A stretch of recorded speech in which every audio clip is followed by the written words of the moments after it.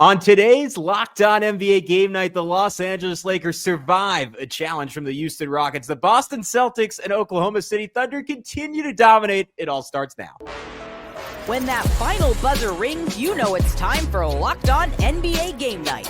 All the post-game reactions to every game across the league, every single night, with insights only the hosts at Locked On can provide. It's the true NBA fans' one stop for all the action.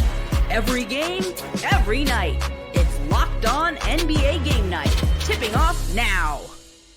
You are Locked On NBA Game Night. Every game, every night. Part of the Locked On Podcast Network. Your team every day. I'm Gavin Schall, co-host of the Locked On Knicks podcast, filling in for Nick Angstead. And joining me, as always, or would be as always with Nick, is the great Camille Davis, the fantastic co-host of the Locked On Bucks podcast. Thanks for being an everydayer from both of us and making Locked On NBA your first listen every single day. Camille, this is my first time joining you. I'm usually hidden away on the Saturday show with my guy Rylan. So it's an honor. It's an honor to be with you in prime time here. Man, it's going to be fun. We had actually a pretty good slate of games. Like when you get to end of March, early April, it can get weird, but we got some quality tonight. I was really excited about this Lakers-Rockets game. Major implications in the Western Conference standings. Lakers looking to stay on the fringes of being alive for home court advantage, and they are able to pull it off as they hold on to beat Houston 104-98. Some late heroics from LeBron James. But why listen to us when you can listen to Andy Kamenetsky of Locked On Lakers break it all down?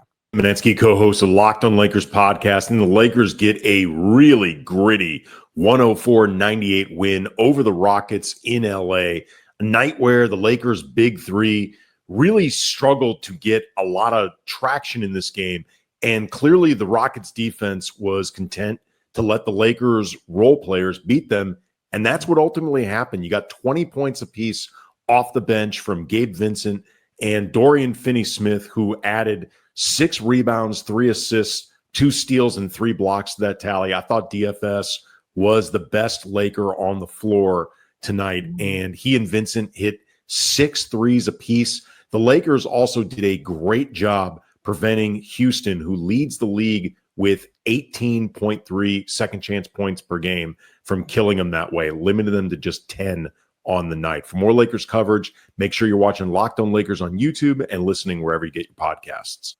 All right, and for the Rockets perspective, we are joined now by Jackson Gatlin over at Locked On Rockets. Rockets fall to the Los Angeles Lakers 104-98. What's up? This is Jackson Gatlin, host of Locked On Rockets.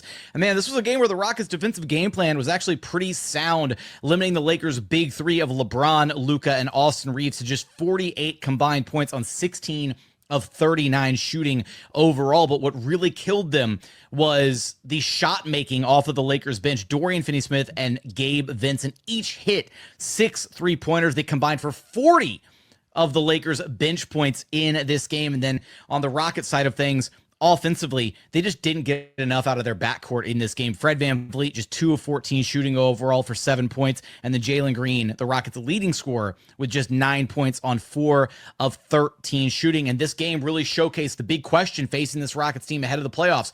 Who's going to be their closer? If you're going to bench your number one leading scorer on the team in crunch time, who's going to step up and be able to deliver you a bucket when the going gets tough and you need to be able to put points on the board? They didn't have an answer for that in this game. Camille, I've been called on our Saturday show a Rockets hater all year. I feel like I just keep seeing them on the wrong nights, but it's because I frequently bring up the same point that Jackson just brought up. Like do you see them executing in playoff situations, end of games? They had this great run coming into this one, had won 13 of 14. I think it's notable. The only time they played a team that was not in the play-in over that 14-game stretch, they lost to the Denver Nuggets, had another chance at a signature win to prove what Jackson keeps telling people, that this Houston team is for real, that they're ready for prime time, unable to pull it off in the closing minutes against the Los Angeles Lakers. The Rockets are a good basketball team. I think we should start there. They're young, but they're a good team, and they play, I don't want to say unconventional, but like they're not an offensive heavy firepower team. The Rockets get to you every game because of their physicality, because of their defense, and they use that defense to fuel their offense. And also, as it was mentioned, I think Andy mentioned it in the Lakers short, of just saying, like, they're also really, really good at crashing the offensive glass and getting extra possession. So even if they don't shoot at a high volume, they try to get a higher volume of shot attempts than their opponent and just try to beat you in a math game in that way. And in this game against the Lakers, it just wasn't enough. Tonight, it wasn't enough. It was a heavy dosage, I felt like, of Dillon Brooks throughout this game. But then when I look at the final stats, I'm like, well, I guess it was a pretty even distribution of shots from the Rockets, and maybe therein lies the problem. Yeah, it's a great point. I heard Jackson earlier on his crossover with Locked On Lakers say, you know, like we joke in Houston, like their best shot is just a soft miss off the rim that Alperen Şengün or Steven Adams can clean up. They've been so dominant with that double big lineup. Decided not to really go to that down the stretch. To Jackson's point, close this game without Jalen Green. So I track those end of game possessions for Houston, because if I'm gonna ride on that point that they don't have that end of game execution, I wanted there to be some merit behind it. So starting with 4 minutes left, here's how things loosely went for the Rockets. Fred VanVleet drive, he gets blocked. I think Luka got him. They get the ball back. Dillon Brooks baseline turnaround fadeaway, like tough shot again. Like he has to work his little vendetta with LeBron James. He has to be the hero. Did have one nice play where he held up against him in the post. They have another one next possession where they screen to get Reeves on Şengün. He drives, he draws two, slip to Jamari Smith Jr. for a short jumper. That's maybe a good formula for them, right? Get Şengün on the weakest guy on the other team, have him attack, have him draw two, let him pass out of it. He can see the defense. The Rockets can surround him with some solid, if not great, shooters. That's an option. Another play where they use Şengün to get a basket. Again, use him in a screening action with Fred VanVleet. Dorian Finney-Smith tries to scram Reeves out of the matchup. Reeves has like a lot of ground to cover to get to Amen Thompson under the basket. He gets confused because Luka's closer. He kind of indicates Luka should go over there. Neither of them get there in time. Thompson gets fouled, makes two in a row. That made it 98-95. Fred VanVleet, next play drive, late shot clock spray to Amen Thompson. He attacks, rapid fire Euro for the layup, 100-97. So at that point, it's actually going pretty well. They're pretty efficient, playing through VanVleet, playing through Şengün, their two best decision makers. You have Thompson as a really athletic finisher, both around the basket and attacking the basket. But then from there, they don't really, I don't think they score another point except for one free throw at that point. They had the Dillon Brooks got fouled on the fast break after LeBron threw it away. And then Şengün gets swatted by LeBron.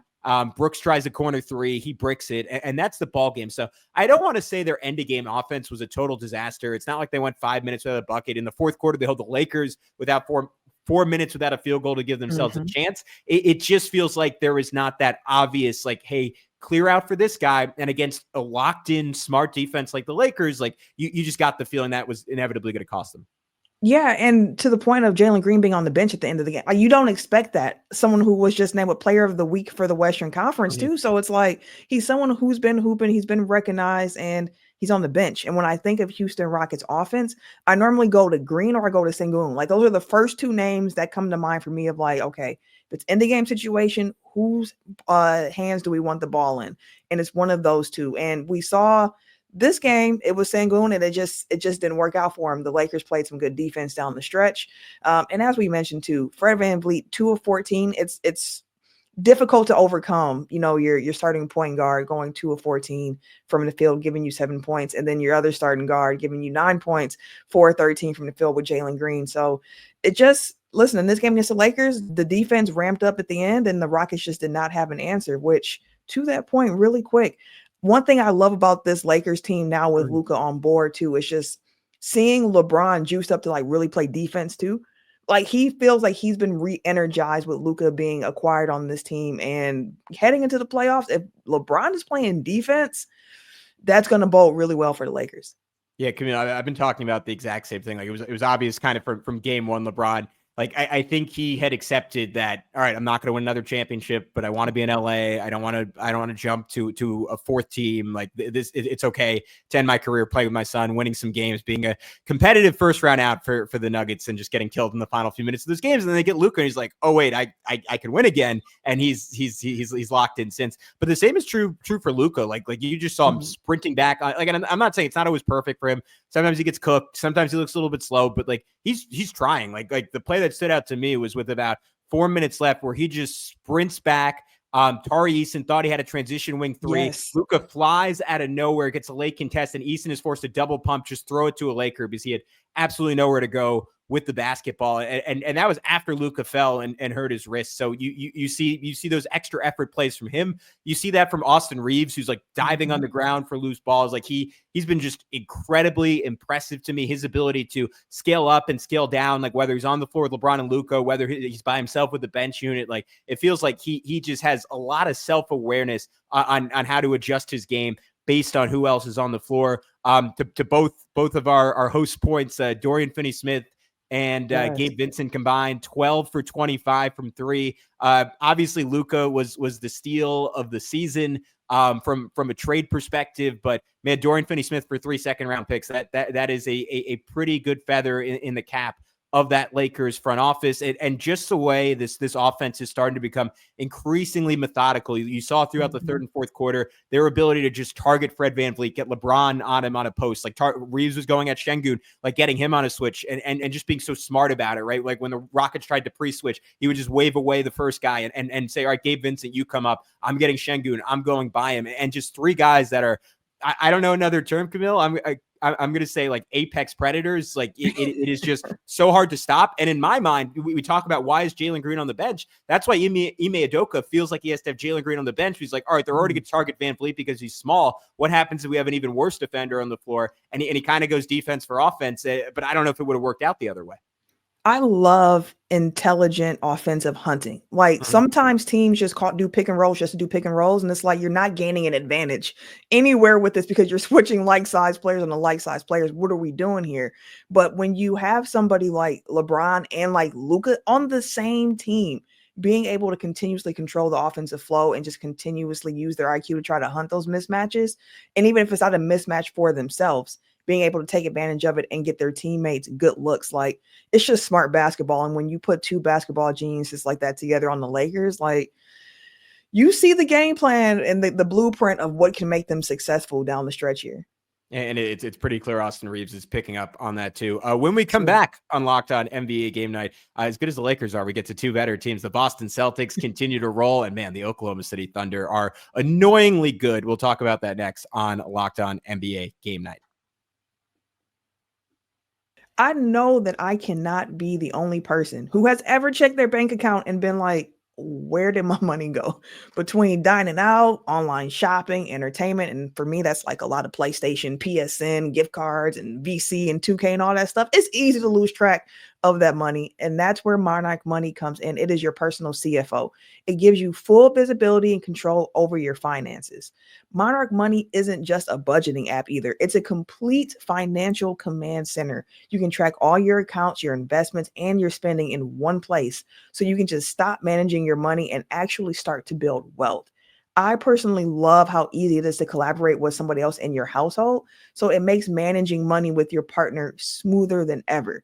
So take control of your finances with Monarch Money. Use the code LOCKEDONNBA at monarchmoney.com for 50% off of your first year. That's monarchmoney.com, code LOCKEDONNBA for half off your first year.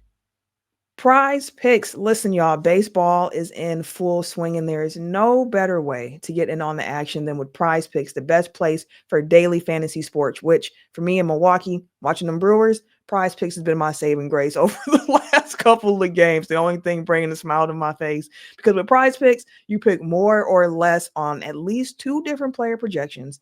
And if you're right, you can win up to 1,000 times your cash, whether it's strikeouts, RBIs, first inning runs. Prize Picks keeps every game exciting, even if the Yankees are running off 20 runs on your head.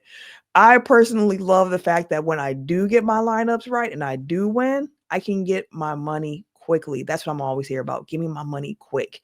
So I love Prize Picks for that. And I also love Taco Tuesday, where you can get offered discounts on certain players for even more value.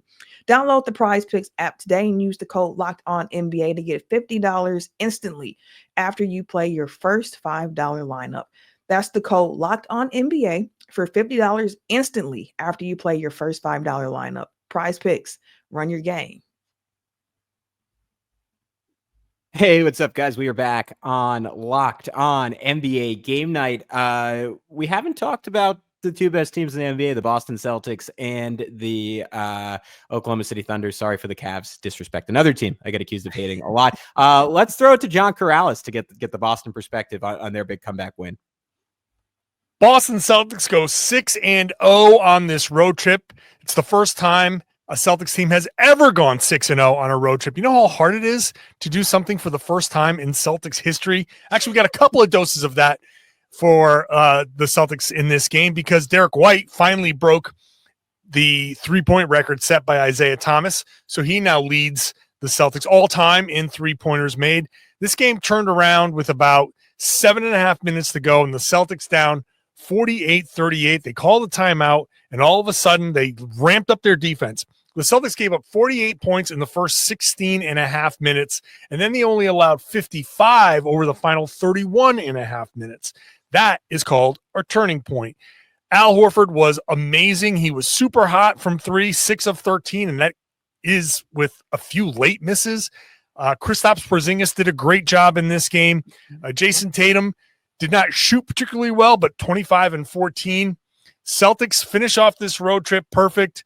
They are now 9-0 in their last 9 games, a 9-game winning streak. They come home, and I'm sure things are going to level off once they get home, but they're on fire, and as I've said before, peaking at the right time. New coach in Memphis, but not necessarily new solutions. Let's hear from Joe Mullinax and how things are going there. It was a game of foul trouble. It was a game of frustration, and it was a game where the first quarter looked pretty cool, but the rest of the contest didn't. Memphis drops another game to a team 500 or better, this time the Boston Celtics at home. I'm Joe Mullinax of Locked On Grizzlies, and John Morant continues to look like he's getting back into his groove. And Jaren Jackson Jr., when he gets the ball, continues to look like a guy that can carry this team. But the Memphis Grizzlies continue to flounder, especially defensively. The Boston Celtics dominate the second quarter and don't really let up the rest of the contest. The defensive woes continue. The Boston Celtics have guys like Al Horford going off, making multiple threes. Drew Holiday going off, making multiple threes. The offense continues to appear out of sync at times. Hurried shots from guys you don't want taking those shots. Doesn't matter who the head coach is right now. The Grizzlies are sinking at the wrong time of year. Yeah. Yeah, the Celtics since going to that double big lineup about 30 games in the season have looked as good or better than they did a year ago. Kristaps Porzingis and Al Horford combining for 45, like pick and pop threes, seals inside, transition jams, like KP at one point drove and hit Horford for a 3. Like I as someone who covers the Knicks, I really don't know what the answers are against the Boston Celtics unless you're the Oklahoma City Thunder and you just have an answer for everyone. Right. And the thing with the Celtics is that like it's been quiet winning, it feels like, because so much attention has been on what the Thunder are doing, what the Cavs are doing, and rightfully so, because those two teams are leaving their respective conferences. But when you look at what the Celtics have been doing this season, like sure, some of the advanced stat numbers aren't as eye-popping as they were last year, but they just finished going 13-1 in the month of March. Like, as mentioned, they're doing things that have never been done in Celtics history. Like, they're actually currently 2 road wins away from tying the Warriors NBA record, single season record for the road wins. So like they are dominating just quietly. And again, as somebody in the Eastern Conference, seeing the Celtics, it's like, I can't do anything but respect what I see from them.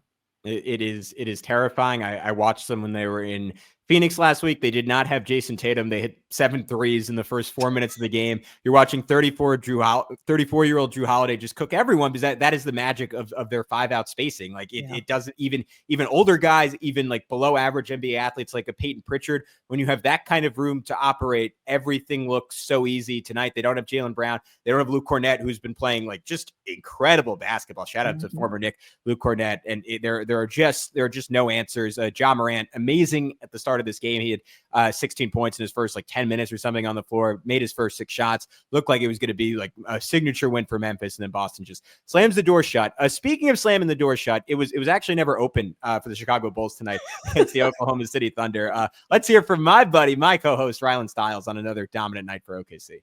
The Oklahoma City Thunder get another win, this time beating the Chicago Bulls. Different verse, same as the first, though. The Thunder have racked up 63 wins. They've racked up more wins against a cross-conference foe than anyone in the history of the NBA because of their dominant defense. The Thunder just suffocated Chicago. The Chicago Bulls could not get anything going offensively. It led to easy points for the Thunder. Then the Thunder started settling in and hitting their shots. They had a better three-point percentage tonight than they did from the floor and ran away from this game. It only took 3 quarters of action to get to the end result. That's all that J-Dub, Shea, and all the rest of the gang played. It was garbage time for the entire fourth quarter. Not the first time that's happened this season as the Thunder continue to dominate the NBA season. Yeah. They are 27-1 against the Eastern Conference. It is insane. Camille, we were talking, we were saying this is the game tonight we were sneakily the most excited for. It did not end up being very fun. No, it did not. Like, coming into this game, the Bulls had some really fun wins. They had been playing some really good basketball, really behind what we've been seeing from Kobe White and Josh Giddey. Like, the two of them since All-Star break have been 20-plus point per game guys, just really hooping. And Josh Giddey been flirting with a triple-double since All-Star break. And they come into this game against the Thunder, and the Thunder said, watch out, little dogs. Like, we really are them ones, and this ain't what you want. Top offense, top defense, and you saw it. I felt like the Thunder defense actually led the way for him early on until that offense really started to click on for him. I think it was like 113-74 at some point. Like they did the same in Indiana. Like they just embarrassed, like, not, I mean, I don't know if you call the Bulls a good basketball team, but they've been playing like a good basketball team. They won 9 of 11 before dropping these last 2. They were top 10 in net rating post All-Star break, and it just not even a thought. Oklahoma City has won 17 of 18. If they win out, which is doable, they have to beat the Lakers back-to-back. They will get to 70 wins as a roster that has a comparable average age to the Auburn Tigers, who are in the Final Four. It is, as someone who hopes to cover an NBA champion in New York, it is painful. All right, let's take one more break. On the other side, the Heat win their 5th straight. The Magic fall to the Clippers, and a whole lot more on Locked On NBA Game Night. But first, I want to tell you about our good friends over at Game Time. There's nothing like watching basketball live. The energy of the crowd, the sound of the sneakers on the hardwood, and maybe even a celebrity sighting courtside. If you're at MSG, I'd call that a guarantee. If you want to catch a game in person, Game Time makes getting tickets even easier. Game Time's new feature, Game Time Picks, filters out the fluff and shows you only the best deals on great seats, so you don't have to waste time scrolling through thousands of tickets. They offer easy ticket shopping. I just checked out the Game Time app, and there are amazing deals on some huge matchups coming up across the association. Game Time Picks even highlights super deals, giving you the best bang for your buck. But the most important thing to me is the peace of mind. With seat views before you buy, no surprise fees, and a lowest price guarantee, you can book with total confidence. So take the guesswork out of buying tickets with Game Time Picks. Download the Game Time app, create an account, and use code LOCKEDONNBA for $20 off your first purchase. Terms apply. You can create an account and redeem code LOCKEDONNBA for $20 off. Download Game Time today. What time is it? It is game time. All right, guys, we are back on Locked On NBA Game Night. Gavin Schall, Camille Davis, 2 Eastern Conference foes teaming up to bring you another fun night in the association. Let's head over to my guy, Philip Rossman-Reich in Orlando, as the Magic lost a game straight out of the early 2000s against the Los Angeles Clippers.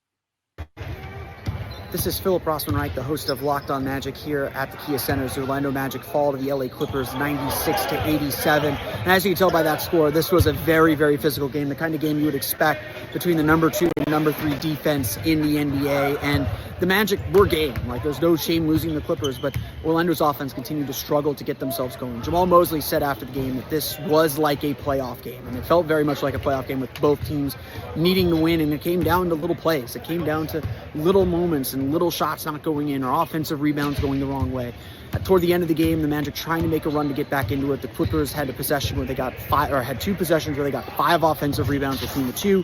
Ended with a Norman Powell 3, ended with an Ivica Zubac free throw attempt or foul. He was able to split those free throws and really put this game away. Those are the plays that cost you in the end. Orlando was more than game, but unfortunately, the Magic weren't able to get the points, weren't able to get big baskets when they needed to, and that's what cost you these critical games late in the season. The Magic are the reverse Oklahoma City Thunder. They are just 2-16 against the top 9 teams in the West. Both those wins coming against the Lakers, game behind Atlanta for 7th in the East and for home court in the play-in. This is a Magic team after just a terrible stretch. They were 9-22 over a 31-game run. They've been playing a little better, but I mean the Clippers just too good of late.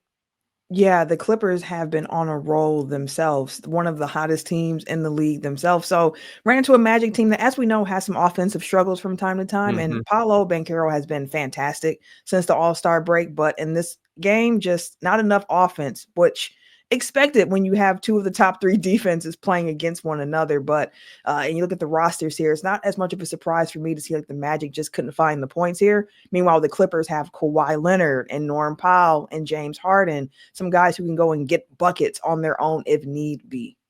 Clippers big 4 each go for 18, 5 steals for James Harden, 20 rebounds for Ivica Zubac. They continue to just find a way after almost beating the Cavs down Kawhi Leonard. We talked about record-setting night for the Boston Celtics. Miami did something that only 3 teams in NBA history have done. They've won 5 in a row after losing 10 straight. It's weird. It's crazy. It's Heat culture. Let's see what our guy Wes Goldberg has for us in Miami. I mean, Heat get a nice boring win against the Washington Wizards, but hey, sometimes boring is good. No suspense here. The Heat led by double digits from the 10-minute mark of the second quarter on, and it's because they were playing the Wizards, who stink. And it's also because they had Bam Adebayo and Tyler Hero, who were the best players on the court tonight. Bam Adebayo, 28-point double-double in this game. Tyler Hero with 27 points in a really big third quarter to push the lead for the Heat.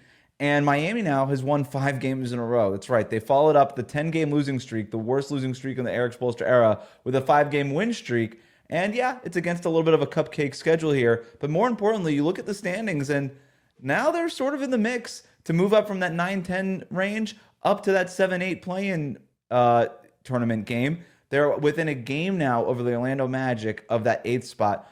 Miami tonight moved up from 10 to number 9 in the Eastern Conference standings. So this team that we were talking about tanking just a couple weeks ago, now they're in the mix for the play-in tournament and playing their best basketball of the season. But big test coming up Wednesday night. All right, let's get the Wizards perspective here. Brandon Scott from Locked On Wizards. Jordan Poole's 35 points are not enough, as the Washington Wizards do lose to the Miami Heat 122-94, and they lost for 2 reasons to be exact, in my opinion. Number 1, offensively, stagnant offense.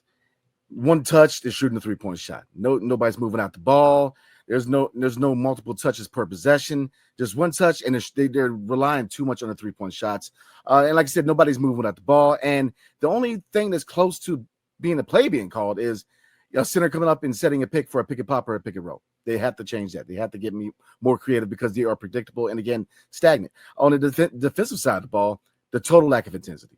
They allowed Miami to do whatever they wanted to do. And like I said, I know they are a younger team. Youth movement is the name of the game, but they have to get back to playing that culture basketball, playing hard, playing to win. All right, everybody, hail to the Wizards and peace. All right, Brandon Scott, thank you so much with Locked On Wizards. Camille, one of the bigger games we haven't touched on yet.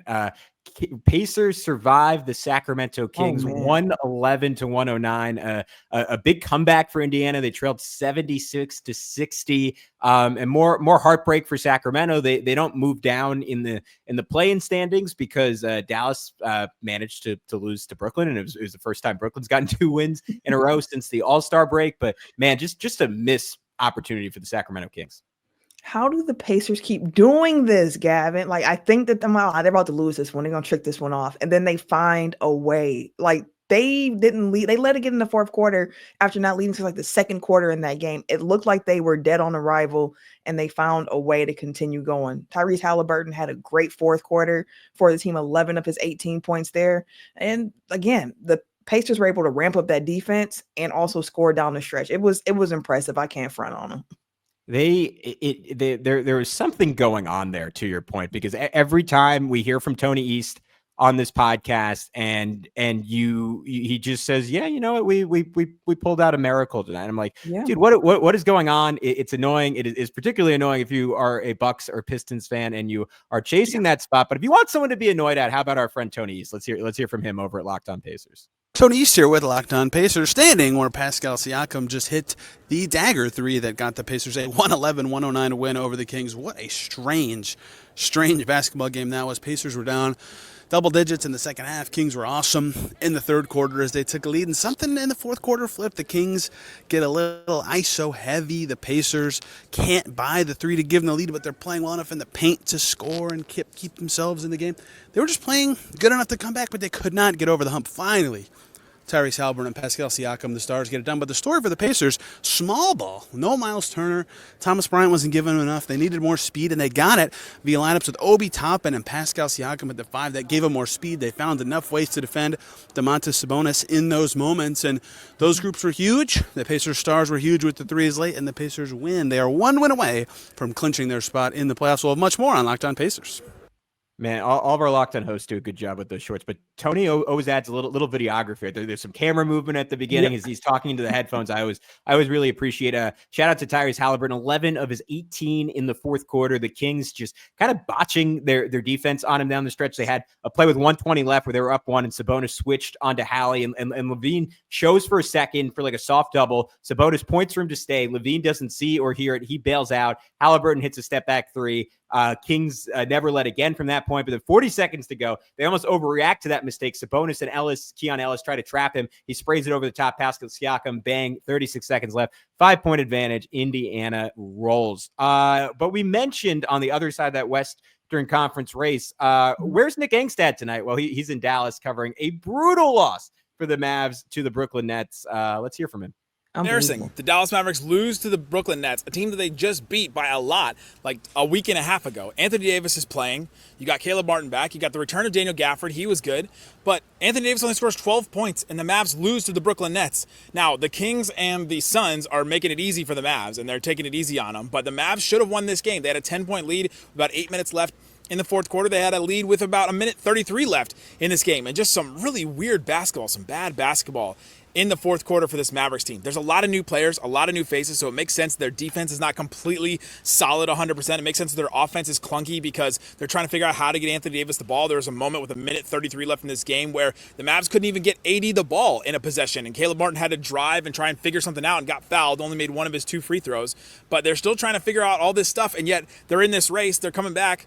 Anthony Davis said, I'm coming back for the team because I want to prove to these guys and prove to the Mavs fans that we got something to play for still. And it didn't look like they had something to play for still in this night. Man, Anthony Davis has really, really struggled since returning. We threw the numbers out there on our Saturday edition of Locked On NBA, shooting something like 33% since his return. I'm just going to do it right now. He was 18 of 51 coming to this game after a 5 for 10 performance. Now 23 of 61. It has just not looked quite right. And you almost wonder at this point if Dallas would be better off just ending up in the lottery. But it has been a tough go of things if you're a Mavericks fan. Yeah. And there's been other teams around them in that Western Conference race for that 10-9 seed, losing some games you don't expect that kind of keeps Dallas in it. So, I mean, to me in this game, the first thing I point to is just the fact that the Nets made 10 more threes than the Mavericks did. Mm-hmm. And the Nets won by 4. Like that's hard math problem to overcome. So, hey, you tip your hat to the Nets and the players out here who are still hooping and not really caring about no lottery. They're trying to hoop for their next job opportunity. So respect to them.